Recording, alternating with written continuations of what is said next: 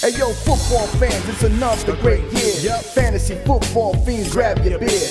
Giving you the best draft tips for your picks. Starts and sits to the waiver wire fix. From mock drafts galore to stats that's hardcore. Triple F does it all, have y'all screaming more. So sit back, relax, let the experts prevail. JT Magnum, Siggy guns never fail.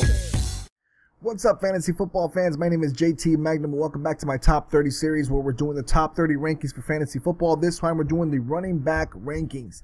And as you saw before, I did the quarterback rankings in the previous episode, and now we're doing the running backs. Stay tuned for MagnumSportsNetwork.com is launching soon. Well, it's pretty much launched, but it's still under construction. I will be posting all these rankings on there because I can't talk about every player on my rankings list because that would take like an hour and a half show. I don't have time to talk about all those players like that, and you don't have time to watch all that. We want to make this short and quick. We want to give you the rankings, let you decide, how and why I ranked them that way, and hear a little bit about some of the players that I ranked, and, stuff like that. But that's what makes fantasy football fun, being able to try to determine who's going to be the best this year, who's going to be, ranked a little bit lower, and who's going to do well. That's what makes fantasy football so much fun. But let's get right into it. Real quick, don't forget to follow at JTMagnum816, at JTMagnum_816 on Twitter if you want to catch all my updates, news, and posts on MagnumSports.com, along with posts and vids on my YouTube, obviously Magnum Sports Network on YouTube. Don't forget to subscribe if you like the content, and let's get this started. Number 30 at the running back position, we have Alfred Blue, especially now with Arian Foster hurt. Alfred Blue steps right in, but I have him in that number 30 position because obviously Arian Foster might come back. If Arian Foster comes back, Alfred Blue goes right back down again. So, he might be a great early fantasy pickup for you. Might get a lot of yards early, but you might want to trade him as soon as Arian Foster comes back. But anyways, number 29, CJ Spiller. Number 28, TJ Yeldon. Number 27, Giovanni Bernard. Number 26, Rashad Jennings. I'm going to talk about TJ Yeldon. This guy could take advantage of being, on that Jacksonville. He can just pretty much just thrust it right into the starting lineup if he does well in camp. They had basically no one running the ball last year in Jacksonville. It just wasn't a pretty show running the ball, and he can take over. He was a guy who's a big back, big physical, strong, but yet still fast back at Alabama. Broke out a lot of plays for Alabama. I know he's playing for Alabama. They have a good offensive line, good defensive line, they have good everything in Alabama. But still, he's one of those talented backs. I think he's going to do very well.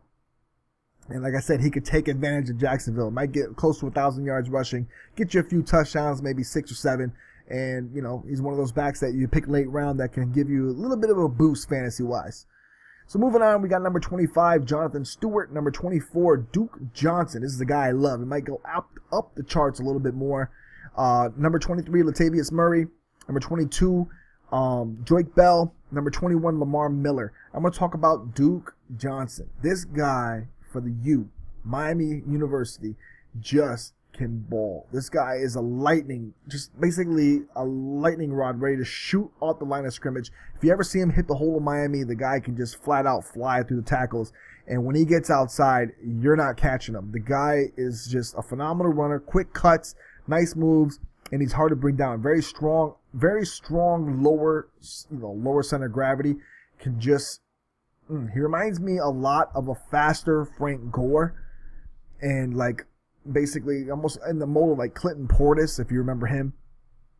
This guy could be a beast, especially with that Browns running backfield. They're not very good back there. He could actually steal that starting role, and if he does get that starting role, this guy can make the most of it. He's just a really good player, solid player. I think sky's the limit for this guy. This guy is going to rush for a lot of yards this year, especially if he gets that starting role. But moving on, number 20, we got Justin Forsett, who came off of his career year last year. Number 19, Alfred Morris. Number 18, Andre Ellington. Have him low because I don't think he's going to, get a lot of carries this year. I think they're going to split a lot of carries, and he's not a healthy guy. He just seems to get hurt every game. Not every game, but he gets hurt a lot for Arizona. Didn't live up to the talent I thought last year. He could have, I thought he was going to do a lot better, maybe, over 1,200 yards, but didn't even get near. I didn't even think he broke 1,000. He didn't even break 1,000 yards. Tevin Coleman at number 17, and number 16, I have basically a duo, Trey Mason and Todd Gurley. I don't know who's going to start yet. We don't know the status of Todd Gurley's health. And if he starts, I think he's going to be a back to be reckoned with in the Adrian Peterson mold, just not this year.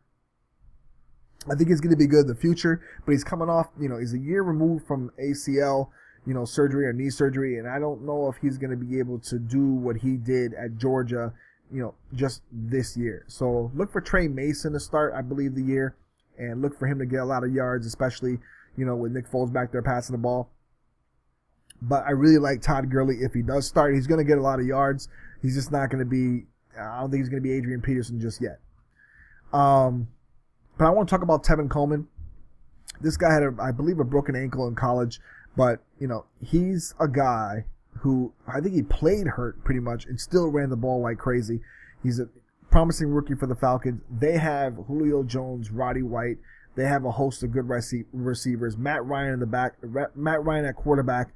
It's going to be hard to basically, you can't put, 8-man fronts, especially when you got Julio Jones and Roddy White on the outside. So this guy's going to see a lot of 7, 6-man fronts, and he's going to be able to run through those. I think this guy's going to, he's going to hit a lot of holes. He's another promising rookie running back. This year has a lot of good running backs, especially came out of college this year, and you're going to see a lot of them shine this year, and I think Tevin Coleman is one of them. But moving on, number 15, Matt Forte. Number 14, Carlos Hyde. Number 13, C.J. Anderson. Number 12, Frank Gore. And number 11, Darren McFadden and Joseph Randle. Another duo. I don't know who's going to start. We don't know. I think it's going to be Darren McFadden if his hamstring holds up, or finally, because I think he's a little bit hurt all sorts of the way in training camp so far with a hamstring. But if his hamstring holds up, I think he's going to be the starter, and running through that offensive line is going to be sick for him. I think he's going to have a career year this year. But we're going to talk about Frank Gore. And the reason why I'm talking about him is he's 32 years old. The guy still can run.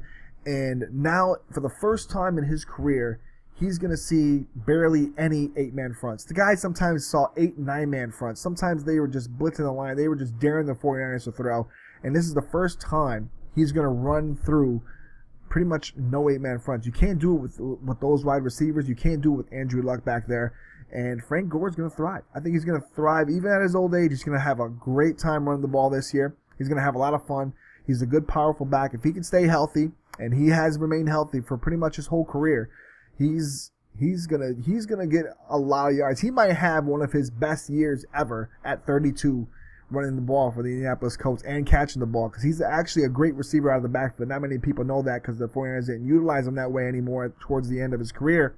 But he's actually a good pass catcher as well out of the backfield. So look for him to just take a big role in Indianapolis. He's going to help that team do very well this year offensively. So number 10, LaShawn McCoy. Falling down from like one of the top spots last year. He's one of the main backs last year, but I have him at number 10 this year.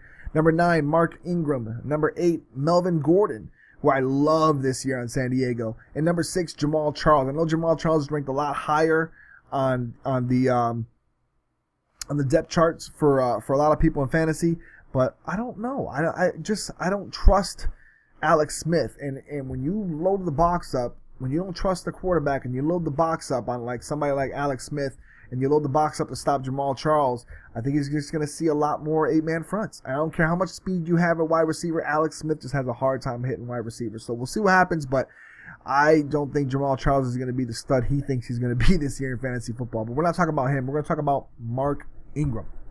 This guy could be a breakout stud for the Saints this year. He was a breakout player last year. But I think he's going to be even more bigger role now that they're shifting more to a more run-oriented offense, and they have C.J. Spiller as well. And it's hard because you have Mark Ingram on the backfield, you have C.J. Spiller split out or next to him. You don't know if they're going to run, C.J. Spiller or Mark Ingram. You don't know where they're going to run to. You don't know if C.J. Spiller is going to bounce out, and now you have to have a linebacker cover him, or you have to have a safety, cover him, and that leaves more room for Mark Ingram to be able to run. And this guy is a load. It's hard to bring down. He's short, gets through tackles easily. It's going to be really, really, really hard this year on anybody that plays the Saints stopping Mark Ingram, and I think he's going to have a breakout year. So look for him to score a lot of touchdowns. Look for him to get well over 1,000 yards. But moving on now, the last 5. For number 5, Eddie Lacy, who's been pretty much everybody's top fantasy pick the last few years. And he didn't start off well last year, but he did well towards the end, especially in the stretch. Still got I think it was 9 or 10 touchdowns. Still got over 1,000 yards. So Eddie Lacy's number 5. Number 4, the beast mode. Marshawn Lynch, my goodness. Touchdown machine. Gets a lot of, just tons of yards. Can get you a little bit of receiving touchdowns as well. Marshawn Lynch. Le'Veon Bell at number 3. The only reason he's at number 3, he would be number 2. Or maybe even possibly number 1 if he wasn't suspended for the first 2 games. So his stats are going to drop just a little bit off just from that, but he's still a stud at number 3, receiving and running the ball for Pittsburgh. And number 2, this is going to be a surprise for everybody because a lot of people, don't realize this, but this guy was a rookie last year, had a tremendous season, and I think he's going to be one of the best running backs this year, if not the top running back this year, especially playing on that Cincinnati offensive line, and that's Jeremy Hill.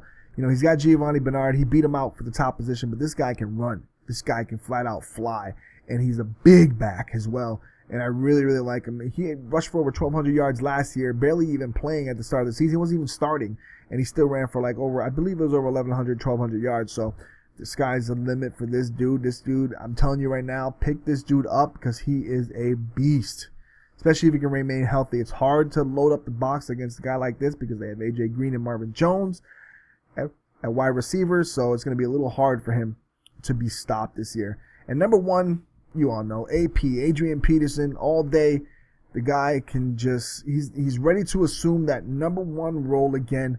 He's going to be running behind a decent offensive line from Minnesota. He's had a year off under his belt. He's always in tip-top shape. The guy, if he remains healthy for the whole year with Teddy Bridgewater and all that speed they have on offense at wide receiver and tight end, he's going to see, like I said, they're not going to be able to just stack the box against him, and he is going to flourish. You've seen him before run. If you ever see Adrian Peterson run, the guy can fly. Not only is he the fastest running back, but on top of that, he's just so powerful. So I really like Adrian Peterson to assume that number 1 role again. He's going to get a lot of touchdowns this year for Minnesota. So that's it for the running back rankings. Let me know what your running back rankings are, what you thought about my running back rankings. If you thought anybody should be higher or lower, let me know if you think I left anybody out that you thought should be on. And yeah, that's it.